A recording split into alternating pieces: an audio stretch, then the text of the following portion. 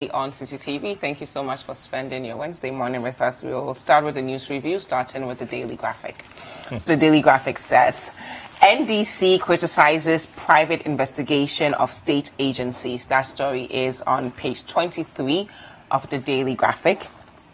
GRA acts stops tax stamps defaulting companies from moving products. That story is on page 3. Rebecca meets Melania. That story is on page 16. Ghanaian pilot brings biggest plane to Terminal 3. That story is on page 16 of the Daily Graphic. Okay, now straight to the Ghanaian Times this morning.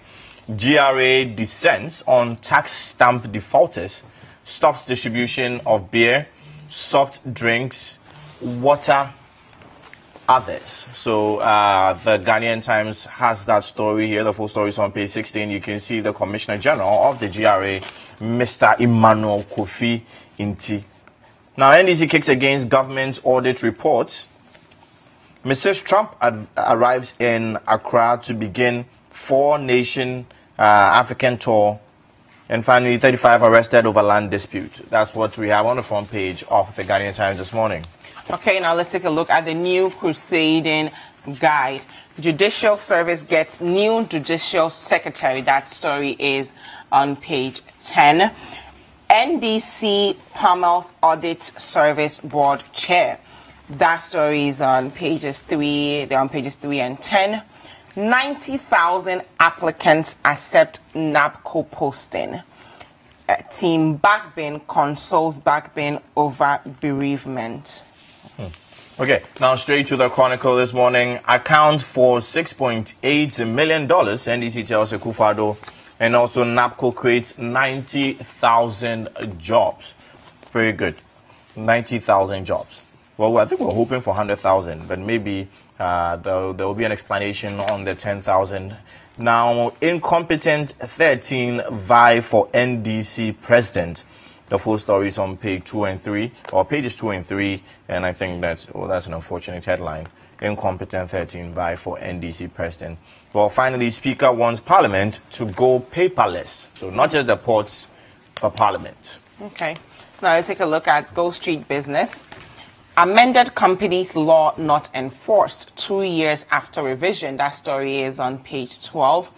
70% of children at risk of sexual exploitation on the internet.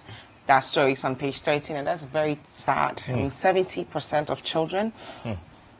Floating shares in national airline will end free ticket regime. That's coming from the aviation minister, Joseph Kofi Adar. That story is on page 4.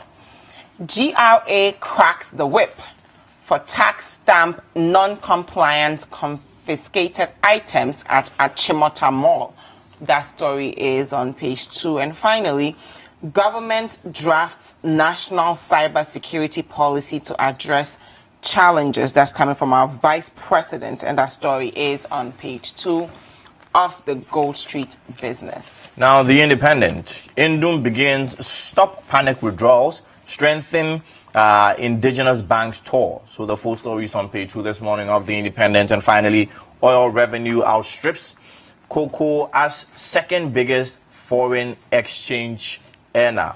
Very, very solid report over there. But we're hoping cocoa will do a lot better this time around. Cocoa prices have dropped worldwide, and the minority are saying that government is being insensitive with the maintenance of the producer price for cocoa.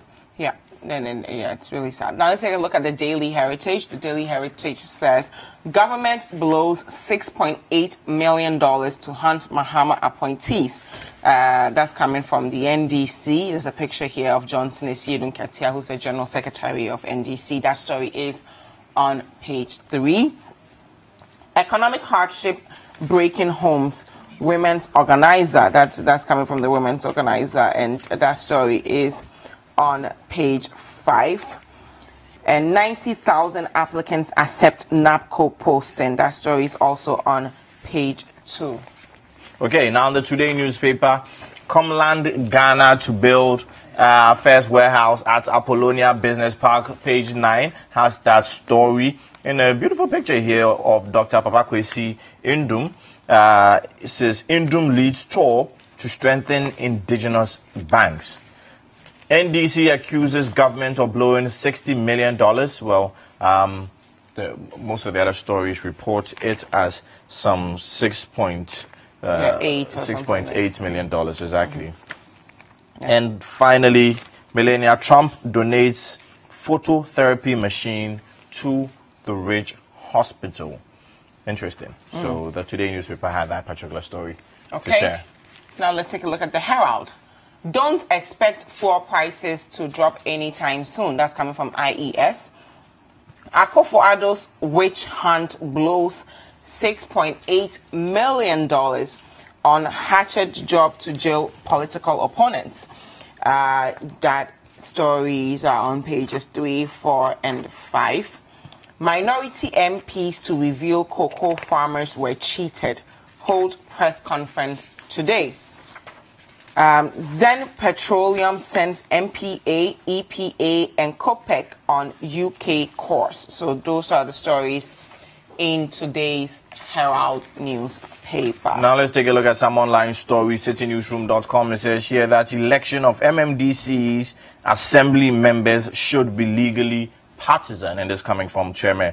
Also, Kofi Adams, who is the national organizer of the NDC, says postponement of KIA Terminal 3 commissioning is a bad idea or is a bad decision. That's how the report puts it here. Cut expenditure, corruption to reduce growing debt stock. ISA has this report. And also, former deputy Exim Bank CEO, we know she resigned recently. Well, she has finally been appointed as the judicial secretary. So she gave that reason that she, to take up an appointment as judicial secretary, and the appointment has so been made. So she's now the judicial secretary. And of course, congratulations, Cynthia Pamela Akotwa Addo. Congratulations on your new appointment as Judicial Secretary for Ghana. Yeah. So we are joining. Yes, fantastic. We are joined in the studio by the Deputy Information Minister, Pius, and I'm Hadzide. Good morning. Welcome to Breakfast Daily. Good morning. Thanks for having me. We'll also be joined by Nano Foriowosu, Director of Operations of PPP, later on the show. How are you, Pius? I'm managing. How are you too? I'm good. No, you shouldn't say you're managing. It's a Wednesday. You should say I'm good. I'm good. Okay, so we'll start with our first story. Audit board chair, a trickster, and a hatchet man. That's coming from Asiedu, Nketia, and I'm reading from CityNewsroom.com. The opposition, NDC, has launched a scathing attack on the board chair Audit Service, Professor Edward Ajimine, describing him as a trickster and a hatchet man. So I want to quote Asiedu Nketia briefly. He says, the reputation of Edward Ajimine as a trickster and a hatchet man precedes him, and the slightest investigation into his background would have revealed the following facts about him. So they are saying that he was appointed during the Auditor General 2001 when he was already past the mandatory requirement age of 60 years.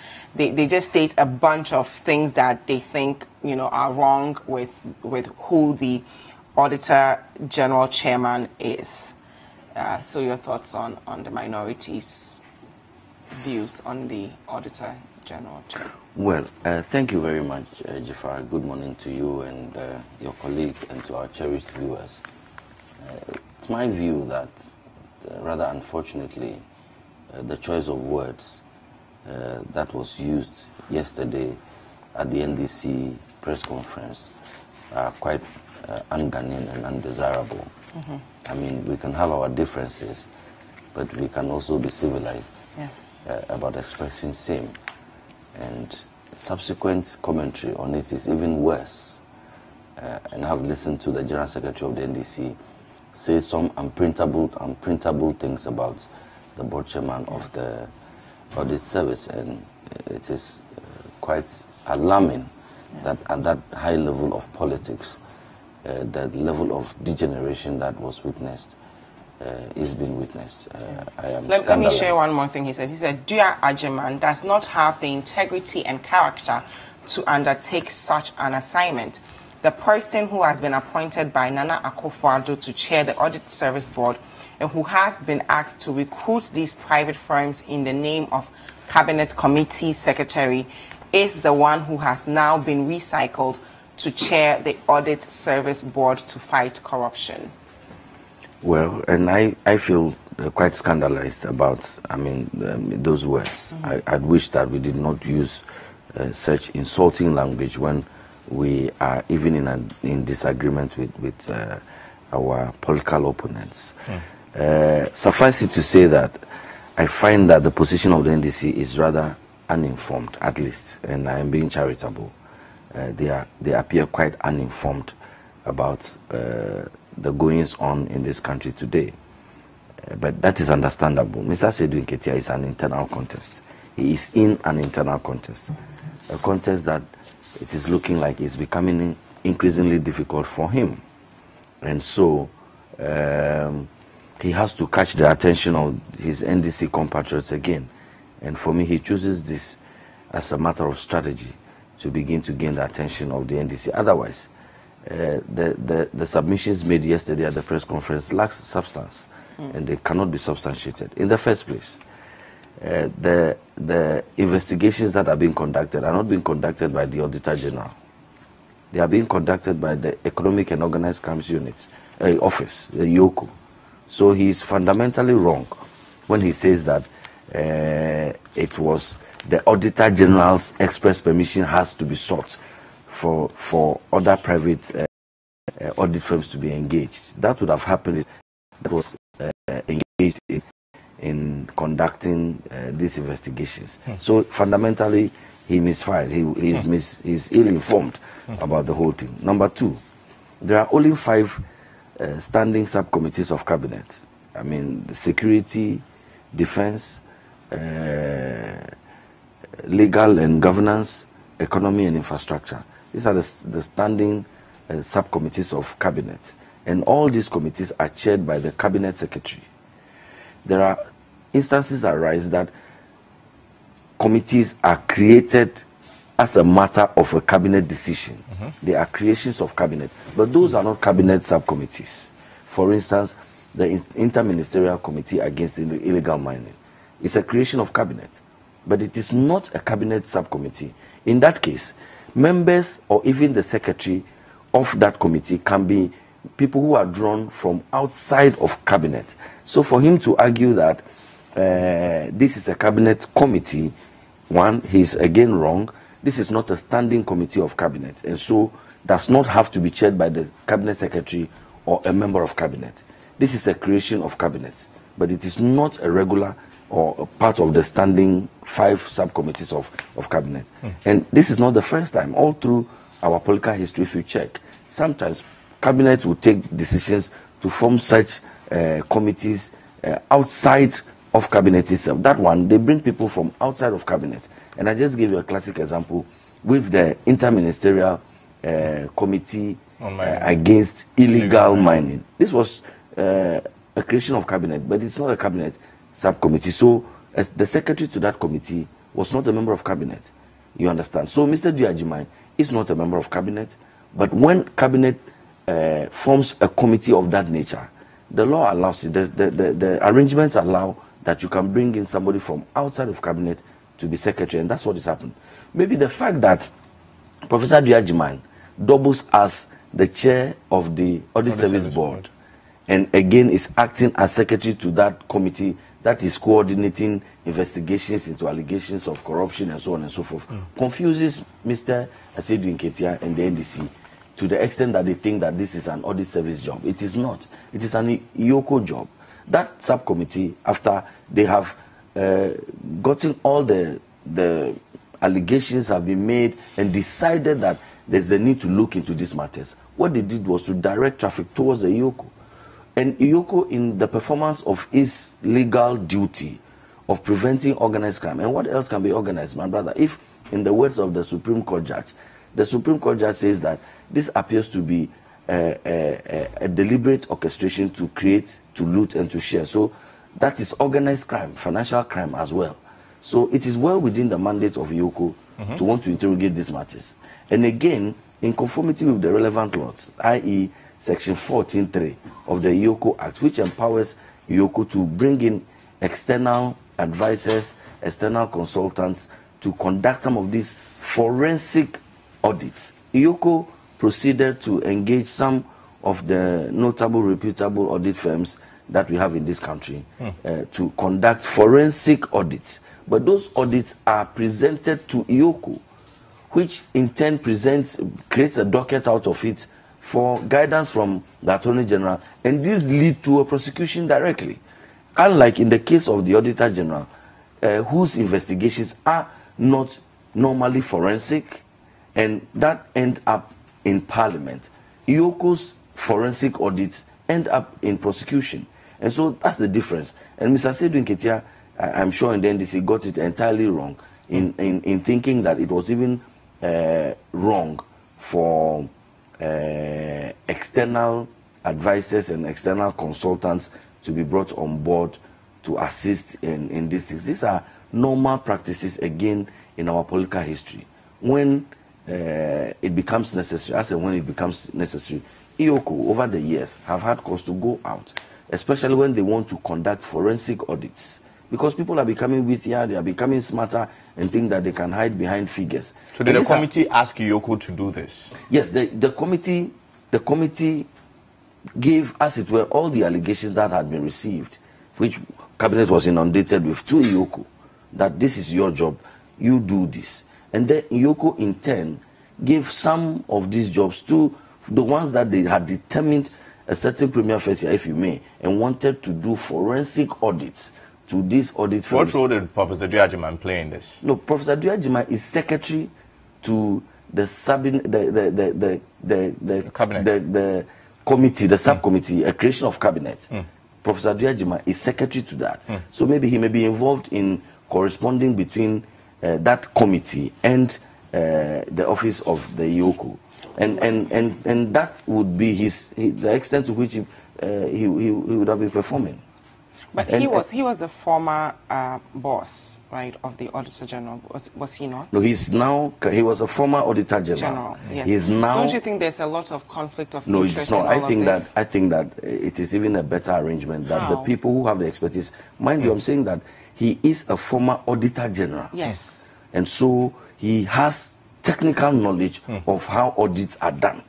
So he's been brought now to chair the Audit Service Board, which is merely a policy setting agency. The boards do not do implementation, they do policy formulation. So you want to bring people who have a certain level of knowledge and expertise in a matter onto boards, especially in the position of chairman. So you're not going to bring, for instance, me, who knows maybe very little about auditing, or maybe a medical doctor who knows maybe also quite little about auditing. But can't you find someone who knows a lot about auditing but has not served as a board, as a boss there? No, but I think the experience is even crucial. Yes, you can find anybody at all, but if you want somebody who is experienced, who understands what happens, I think the concerns people have is that Domelevo has received a lot of attention, right, and for the work that he's doing. So if someone who once held that position is now your chairman, it can cause some sort of conflict. No. I think that is petty thinking. People must live beyond, and I mean, people must be able to do their jobs. I mean, Mr. Domelevo is not set out to catch attention. That's not his job. His job is to do audit and do it properly. He's been catching attention. Yeah, but I'm saying that maybe that's people's style, and then personalities can clash. But I'm saying to you that if you brought, say, for instance, in what you're doing, if you brought, say, a former host to come and produce a show, I would think that his experiences as a host would inform him when he's doing production. And so when somebody is a former Auditor General, I think he's better positioned to assist in policy formulation because he's seen it all. And so that should not be a problem at all. So you don't see any truth in Asiedu Nketia's submissions? Well, we are interrogating it one by one, and I'm saying to you that I don't want to even just say that he set out to do propaganda and peddle falsehood outrightly. I just want to be charitable to him and say that he's ill-informed or non-informed about this matter. Okay. You said the audit... Okay, go on. Okay. He speaks about some $6.8 million from the UNDP, for instance. But this is verifiable. The UNDP offices are here in Accra. They are not outside of Ghana, and even in Ghana, they are not like outside of Accra, in Kumasi or in Ho somewhere that we can say that, oh, transportation limitation. The people are right here in Accra. And if you're a credible opposition and you want to put out this, the least you can do is to contact the people at the UNDPC. And then you would have found out that the UNDPC was only offering technical support to the office of the coordinator of this subcommittee that I spoke about, and nowhere near any such amount of $6.8 million was ever expended by the UNDP. This is malicious fabrication. But why are we repeating work that's already being done by state agencies? No, I'm not sure that work is already being done by state agencies. That's what he's saying. He's saying NDC has further credible information that an amount of at least $6.8 million has so far been paid by the MPP government under President Akufo-Addo's watch to private firms to carry out work that is already being done and being completed by state agencies. No, I'm saying to you that these are malicious fabrications, and that's where the UNDP comes in. In one breath, it is paid by the UNDP. In another breath, it's paid by the MPP government. I'm saying to you that these are matters that are open for verification. You can speak to the UNDP and so on and so forth. But I'm saying that what has happened to... Yes, we can speak to this as a government, but what has happened to the rule of thumb that he who alleges must prove? We are sitting here and everything is being dumped on us. Propaganda, half-truths, outright lies, they are being dumped on us. And we have the unpleasant duty of having to respond to this all the time. But the point about a duplication of duties, then one can ask, why don't, apart from the police, why do we even have IOCO? Why do we have the Auditor General in the first place? In the wisdom of the people who established the systems that we are operating, they thought it important that to a certain extent we must have specialization. And so IOCO came to deal with financial and organized crimes. Auditor General will look into the public books of Ghana, from the judiciary to secondary schools to everything. The Auditor General will do that, and normally will do simple audit. But beyond that, when you are talking about organized financial crime, you are talking about forensic audits, which go a layer or two deeper, if you may, from what the Auditor General normally would do. So I don't see a case of a duplication of duties at all. But if this is the case, and I've heard the NDC General Secretary also call on former appointees not to cooperate with such investigations. Well, I would say that if people think that that is their approach at avoiding accountability, I think they got it wrong, and they have a big thing coming.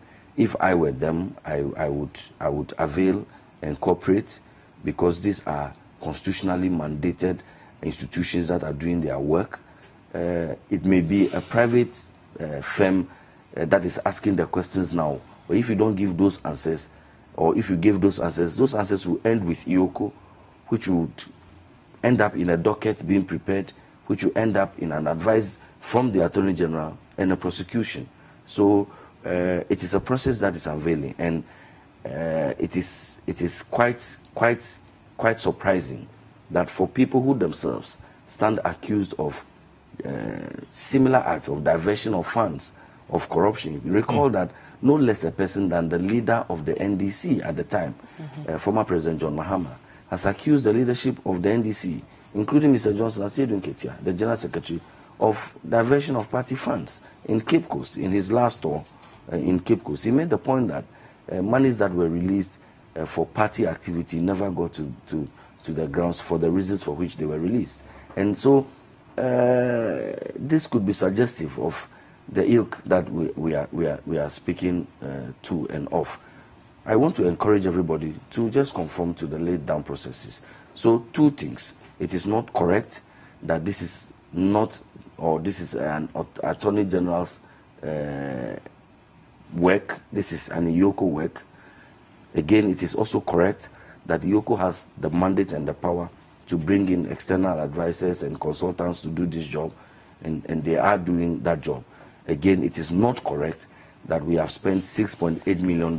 So is it that because we could have asked the Auditor General to do this particular work, and of course same would have been done because it's his work to audit public offices anyway. Normally, the Auditor General's work, like I explained to you, goes to Parliament. Yes, we know where it goes to, but yes, it's still audit work. In the case, but it's not forensic. That's number one. It's not forensic, and there's a world of difference between a simple audit and a forensic audit. We could not have asked the Auditor General to do a forensic audit? No. Plus, if the Auditor General has a clear destination, we know where his work will end, okay? But we want to do a prosecution. So that's what the IOCO does. Okay. IOCO doesn't take their audit to Parliament. They take it to court. And that is what this is about. And so people must understand this clearly. So, and there's a world of difference between forensic. And these things are, for instance, in the case of the Ghana gas, some of the matters that are under consideration involve over $61 million. And the CD component, $76 million. The period of the audit ends with the NDC, does it not? We are auditing periods when the NDC was in office. Well, the reports that I have cited, yes, a lot of these allegations of malfeasance, diversion, corruption are within the tenure of the NDC. Yes. But I cannot say conclusively here that the audits are limited to those. Let me tell you something. When I was at Ministry of Youth and Sports, I've had to answer queries from IOCO. Even me now, it's our turn. But they have had to ask me questions. The fact that they don't see anything wrong with what we are doing doesn't mean that our work was not looked at.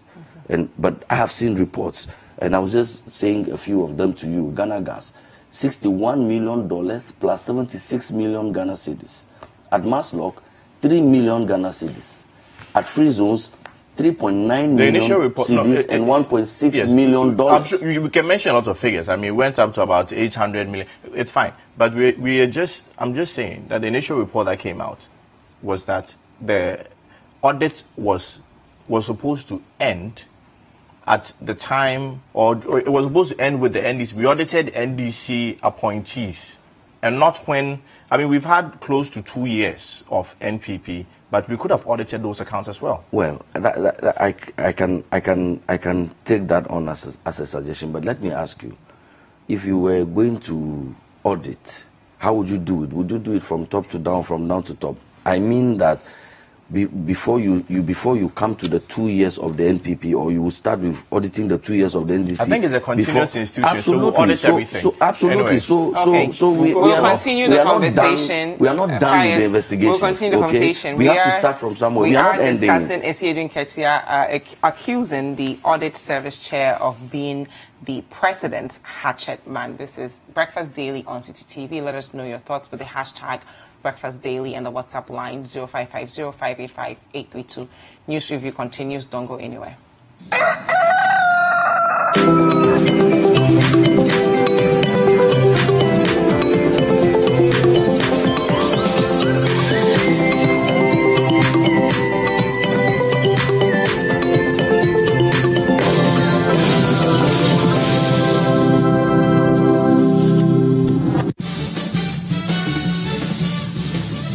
For regular news checks as they unfold.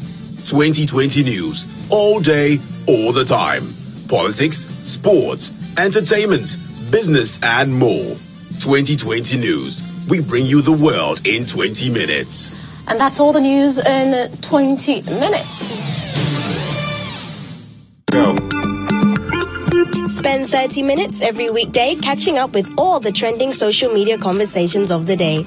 If you tweet it, we'll read it. We might just even Skype you.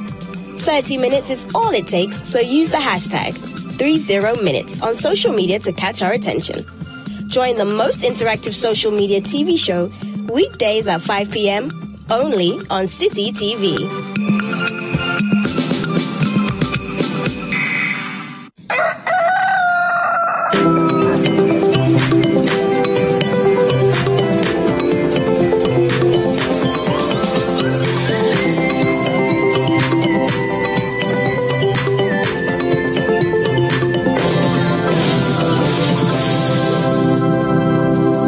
Welcome back. This is Breakfast Daily on CCTV. Thank you so much for spending your Wednesday morning with us. Before the break, we were discussing Asiedu Nketia criticizing I think it was a bit extreme. And well, I can't advise the auditor, the board chair of the audit service to sue.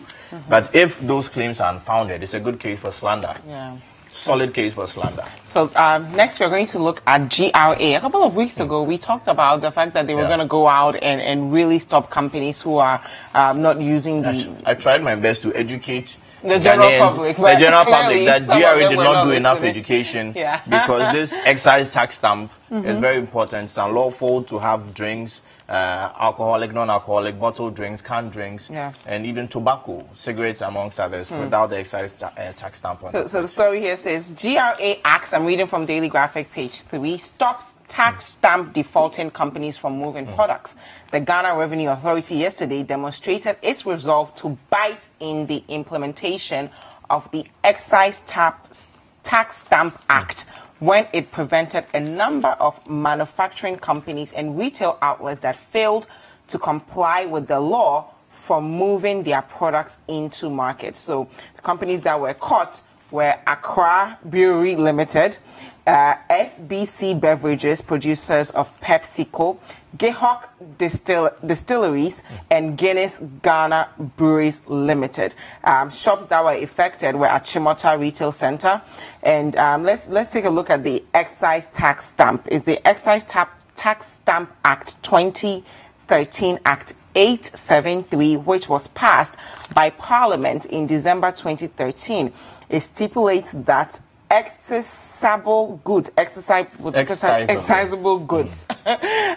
should be affixed with the tax stamps before they are put on the market for sale. What exactly does this mean?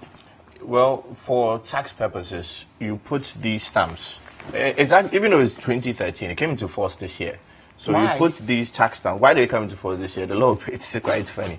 So you put these stamps on it for certain products. It's not for every product on the market. So for example, Coca-Cola and the rest. Drinks. Drinks, alcoholic, non-alcoholic, bottled, canned. Club. Canned, all those things. So you have to put these stamps on it. But the information did not push out the information. Well, in my humblest opinion, you think they didn't? Because it's a very serious issue. I also read another story that said that they went to the shops because they felt as though every time they go to the shop and they leave, the shoppers will just put it back. So it says here, that is exactly what we are doing. Previously, we used to visit the malls and the shops to tell them to remove the unstamped items from their shelves. But we've noticed that as soon as we leave the malls, manufacturers push in more unstamped products. So it looks like they tried. You go to the malls to educate people. What about the woman selling on the table? Well, this one, they went to the malls to confiscate it's easy the to educate at the malls, but the table stores. Anyway. Okay, Pius, we've talked enough. What's going on? Well, I can commend the GRA for wanting to crack the whip, as it were. This law was passed way before this government took over in 2013, and we are merely implementing it. In the wisdom of the people who made the law, it was important for tax purposes, which is good. We've always talked about expanding our tax bracket and basket. And number two, it's also good for the security of consumers. I mean, then we are sure to a certain extent which ones are coming from the actual known manufacturers and producers, and then we can avoid the fakes and so on and so forth. So it has implications even on consumer security. And so it will be good that we implement the law. but I am also aligned completely that we have to do education. And education should not be limited only to even the malls or even just the people who sell. Customers as I well. mean, the general public must be reached to the extent that it is our expectation that before we buy something, we must see the tax stamp on it. So we should not target just the people who are selling these things. We should target also with those who buy. And what exactly is the importance of the tax stamp? Well, like has been explained before, and like what I just said, this is a tax stamp. It's going to raise some revenue. Okay. Number two, it also helps to identify which ones are fake and which ones are not, coming from the producers, as it were. That's why they are targeting the producers, and they had to go and stop large consignments from reaching the market, which means that we know what or where the original products, the original sources of these products may be. And so it's an act of parliament. Maybe when we all read the act and then the memorandum accompanying the act to parliament, will understand why the act was passed. But it was passed by the Parliament of Ghana in 2013, and we have to implement it. And I think that whilst it is commendable that the GRA would move to implement the law and crack the whip, we should not only rely on the coercive power of the state, which can compel or force people to do some of these things. We should also rely on the power of education and the power of the public. When the public know and they go to the shop and they tell you that no, your product doesn't have the stamp, I'm not going to buy it, you would realize that that can even be more compelling on producers to go for the stamps rather than the use of brute force or compulsion.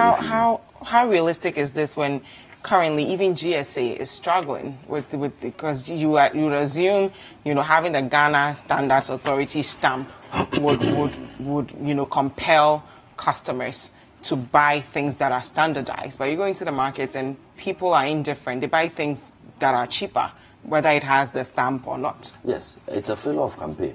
I mean, and we must continue to push. I'm not saying that we shouldn't use coercive force, but I think that we should find a beautiful blend of both.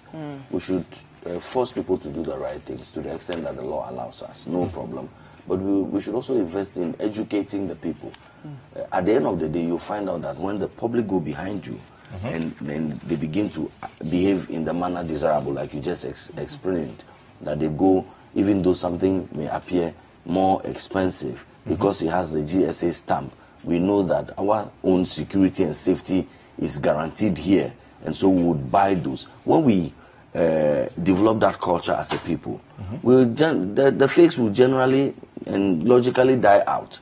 And that is why I'm saying that whilst the GRA does this, like going out there to crack the whip and so on and so forth, let's also take a minute to see how about the education side. What are we doing? How are we promoting? What is a campaign to make sure that not just the producers and sellers of these products are targeted, but the generality of the Ghanaian people? You are just asking me what this tax stamp is about.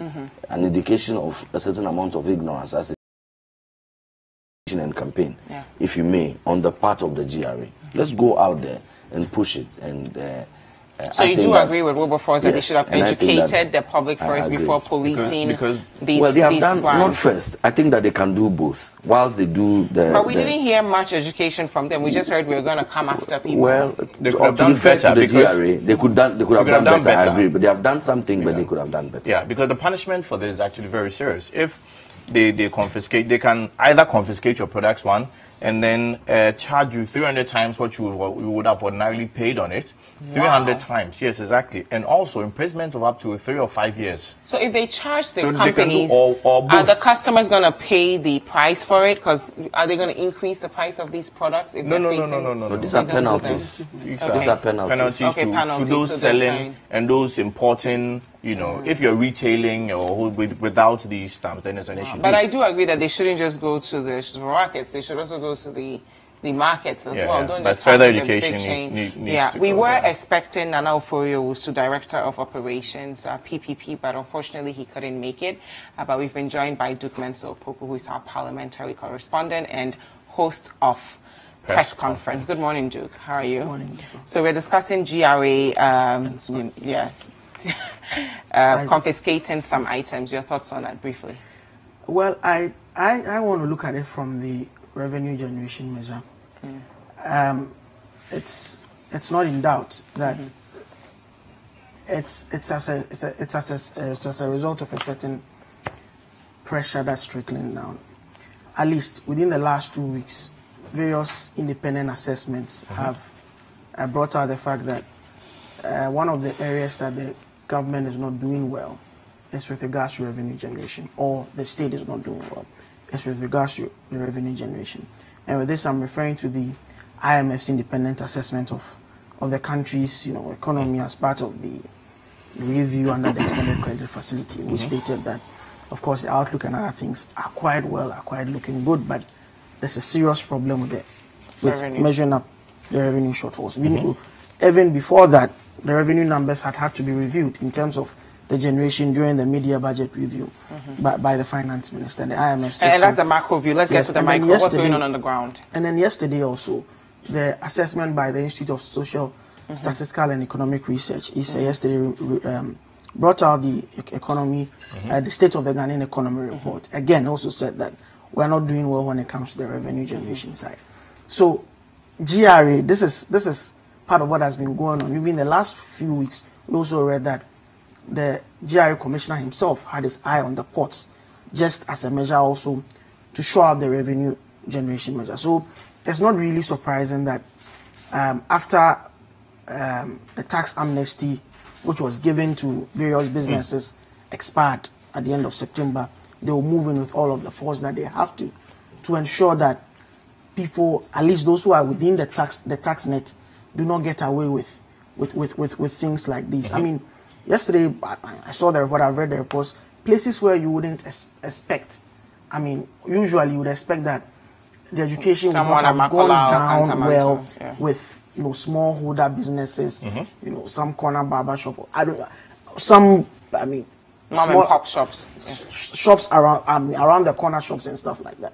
But if you have shops as the ones that they went to deliberately, because I will say deliberately, because there's no way such shops or such companies would not know about an exercise like this. Would not know about an exercise like this. So it means there's negligence on the part. Again, I believe in the carrot and stick approach. Negligence on the part of the GRA or of the shop owners? On the part of the shop owners. But let me ask you, the GRA, have they been doing their job this whole time? Because if someone knows they can get away with it, they'll get away with it. So you can't really say that it has just kicked in. I was just speaking about the tax amnesty, by the way, which was also passed by Parliament in the last meeting, which has run out. And during that time, I saw not less than 2 or 3 publications in national dailies. Apart from that, and I'm saying this because of the scale of the companies involved and the scale of the shops involved. So they have no excuse. And it's not as if that they've gone to lock some around the corner shop or companies that would assume but that my because question of the again is, nature of the medium, if GRA is not doing what they're supposed to do all this while, you can't really say the scale of the shops. When I'm a businessman, I'm just going to do what will help me make my profit. And I'm saying that, apart from putting adverts on radio, how did they get to the shops? On radio, on TV, in the national dailies, you would expect that the scale of the companies that they went to would have access to this. So for me, on their part, that is very deliberate. And in any case, ignorance of the law is no excuse. Absolutely. Yes. So it is good that they are going in. And when you look at these shops, where they are coming from, I don't want to, most of them are from, I know. where they are coming from are places where they know better. So it's just an exploitation of the lapse that we have here. Over the past few years, we've not been really serious about moving in and generating taxes. And if there's no, this is a government that has very ambitious cash guzzling projects. to execute. Yeah. So there's nothing. I mean, we're spending and we're not making it. So there's nothing that they should be serious about. It shouldn't be about revenue generation. In respect of revenue generation,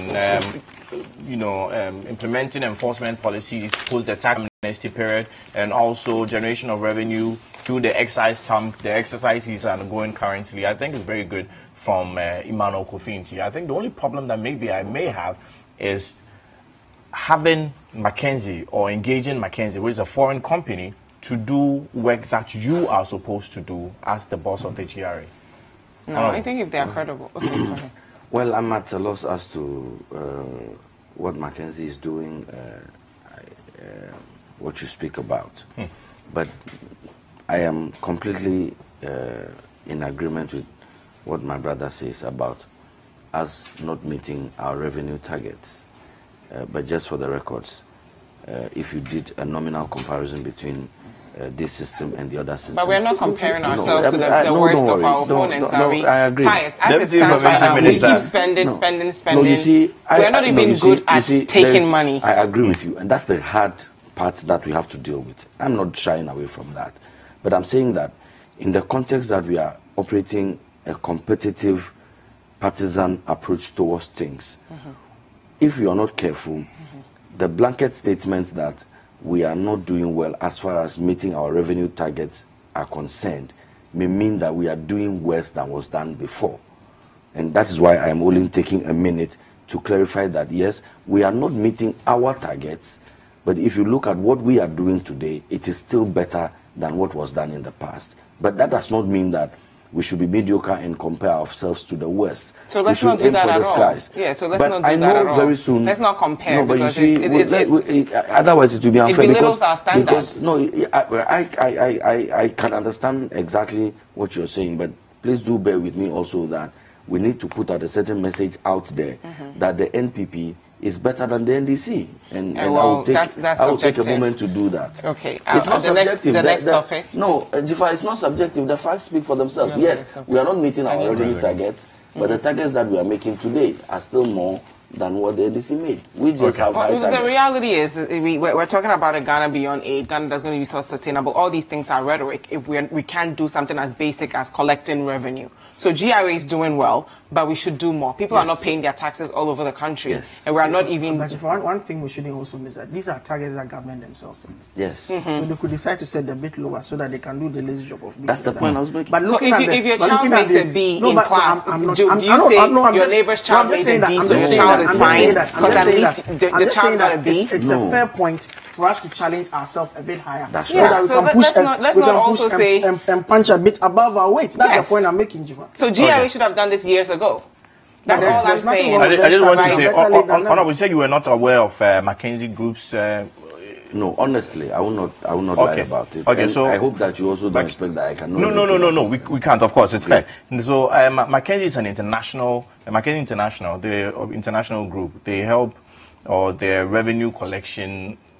Should I say financial consultancy? And the reason the GRA boss gave for, when he was asked why involve a foreign entity in this, he says essentially the group is here to help put in place the 3-pillar initiative. So one is to help GRA's system to be comparable to the best in the revenue administration in the world, simplifying the processes of introducing and innovation, investing heavily in training of our staff and build their skills, and helping build a mindset of constant improvement through sourcing of ideas, change and improvement of the GRA. Now, the group is also here to improve upon the professionalism and the change management processes in the GRA. Now, I'm thinking these are things that should have been done by he himself as GRA boss, because now we are going to pay a foreign entity extra money for things that we could have done ourselves. No. These are system development processes, and you can engage consultants to do this. I mean, the fact that you are a CEO of a company doesn't mean that the risk management protocols, for instance, you should write it yourself. You understand? And so people can always engage, and that's why I got a little confused. Are we saying that it is Mackenzie people who are now going around taking the tax and all that? They are setting the framework and the system. Maybe even, again, educating, training. People have the expertise. They can be brought in to train. It doesn't mean that it is the commissioner himself who should be at the blackboard doing the training.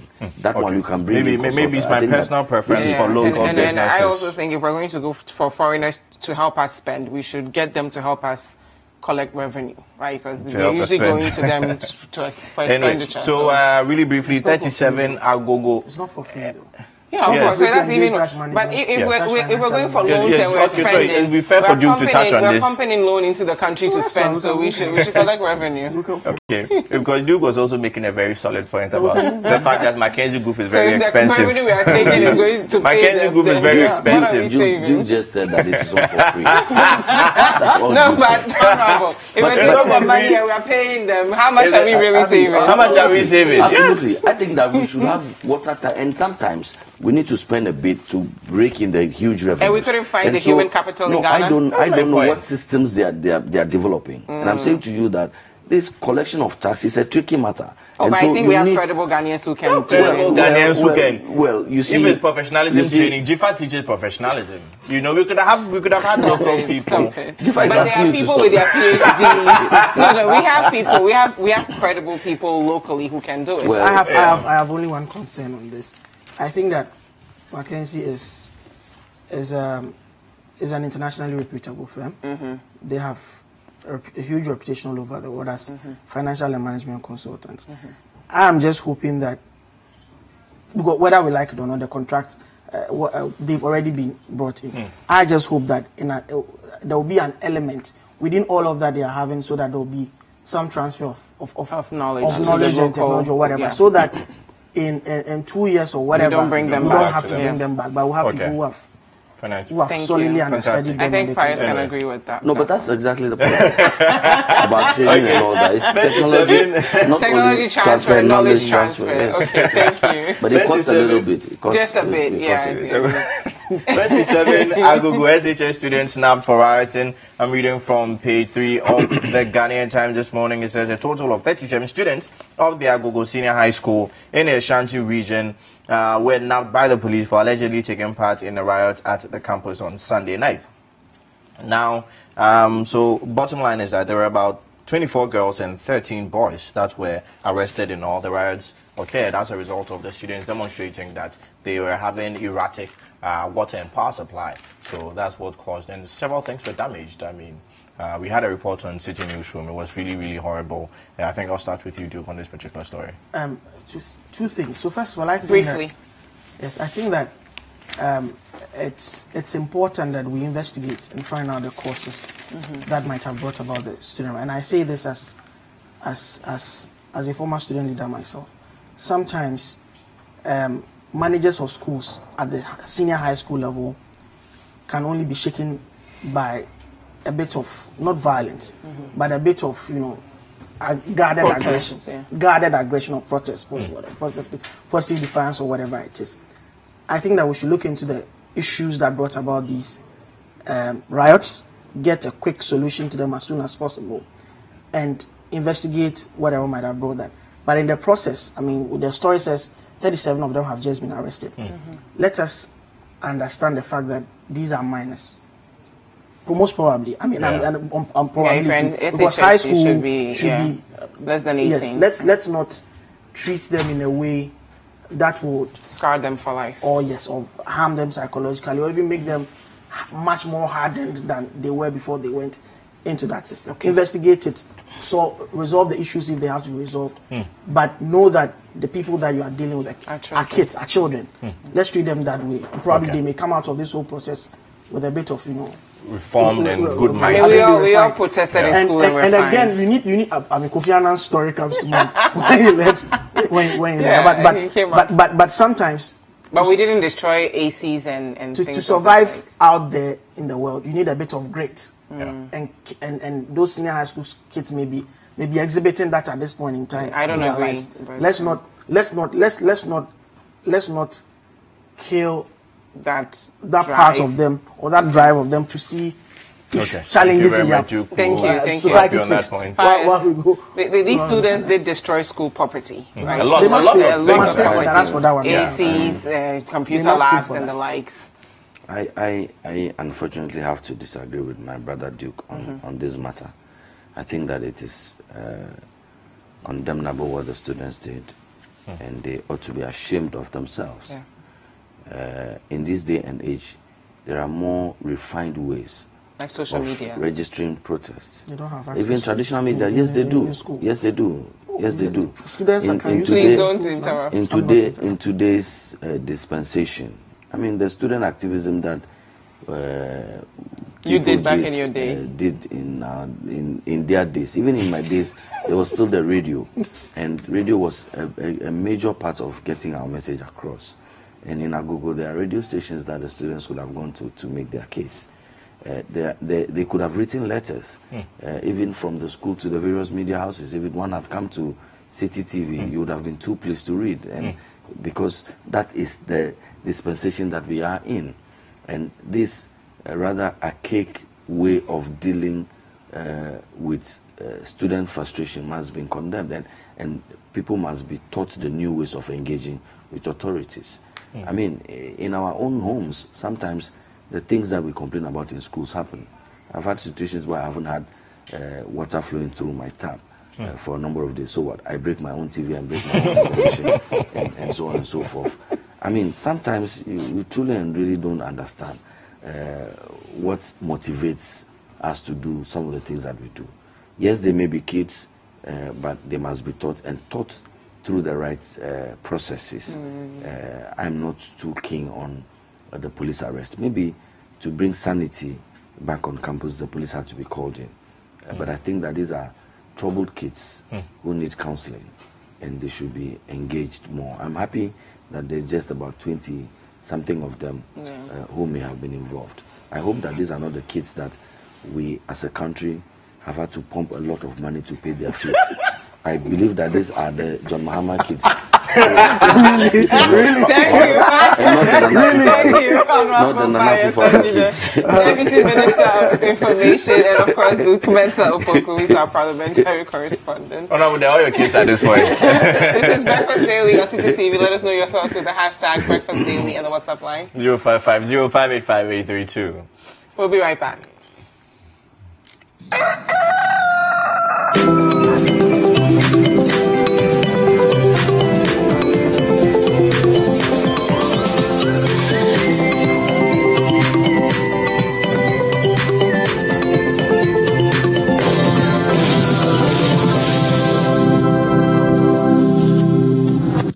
They say lies in the eyes of the beholder, and at Second Image, getting that beauty is our priority, with services for facials for spots and wrinkles, body treatment for body shaping and slimming, hairstyling for bridal dressing, body massage, manicure and pedicure, artificial nail extensions, guarantees you that perfect body and skin. Second Image also offers training for students in hairdressing, beauty therapy and fashion, and design up to HND level. Our course duration ranges from 2 to 6 weeks for short courses, or up to 2 years. Second Image also runs a special foundation program for JHS leavers in hair and beauty therapy, dressmaking and electronics. Contact us now on 0243-331-999 or 0302-221-376. Or you can locate Second Image next to Adabraka Police Station, Kwame Nkrumah Avenue, or visit imageghana.com. Admissions run throughout the year. Second Image gives you a new image. Second Image. Be empowered to succeed.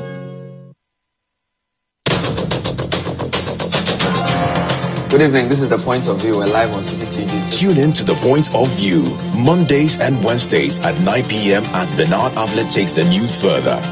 He will bring the right guests, ask them the relevant questions, and get you the real insights you need on the big stories for the day.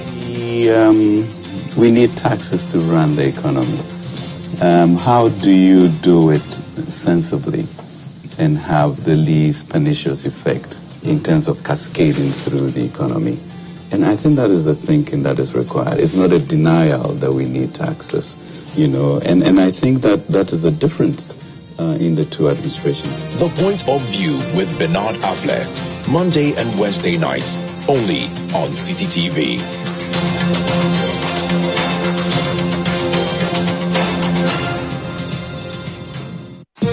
Quero ver todo mundo balançando, ninguém pode ficar parado, é só loucura! Mexe! Witness the twisted and tangled story of betrayal, greed, vengeance, and love in the award-winning Brazil Avenue.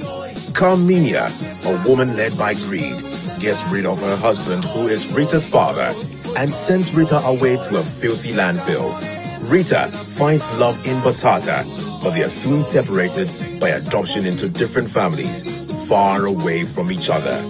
Many years later, all paths cross again, as Rita, now a renowned chef, seeks to pay back her stepmother for taking away her happiness as a child.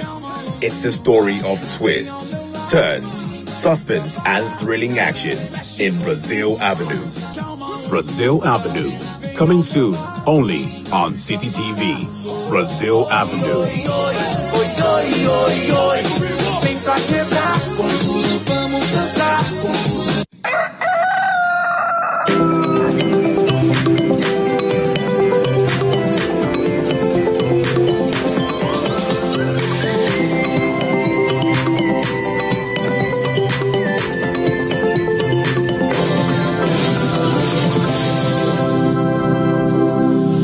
Welcome back. This is Breakfast Daily on City TV. Now, at the beginning of this show, I shared with you guys that this is Breast Cancer Month. All month long, we'll be discussing breast cancer and how women and men can prevent this disease, or at least be more informed about it. Breast cancer is the leading cancer in Ghana. According to the World Health Organization figures, over 4,000 new cases are expected in Ghana this year. Women between the ages of 40 and 49 form the largest group of people infected with breast cancer. The biggest problem about breast cancer in Ghana is late presentation. As a matter of fact, 70% of women in rural Ghana who identify that they have this disease end up passing away because they catch it at the later stage. Reasons for late presentation may include misconceptions about the disease and financial burdens as well. So some patients prefer to go to prayer camps and they rest until it's too late to cure it. Prevention does not always work though, so emphasis is on early detection. The earlier we see them, the easier and more successful the treatment. I've been joined by Professor Clegg Lamte, who is at the Department of Surgery at the School of Medicine and Dentistry and Kolebu Teaching Hospital. He's going to help us understand exactly what breast cancer is and why we need to raise more awareness. And I shared with you earlier that 1 in 8 women in Ghana has breast cancer. So it's a very important topic and we need to increase awareness on it. Good morning, Prof. Good morning. How are you? I'm fine, thank you. Can you explain breast cancer to me? And yesterday I found out that men also can get breast cancer. Yes, men can also get it. But first, what is breast cancer? Basically, cancer is a disease in which a part of the human body begins to grow uncontrollably.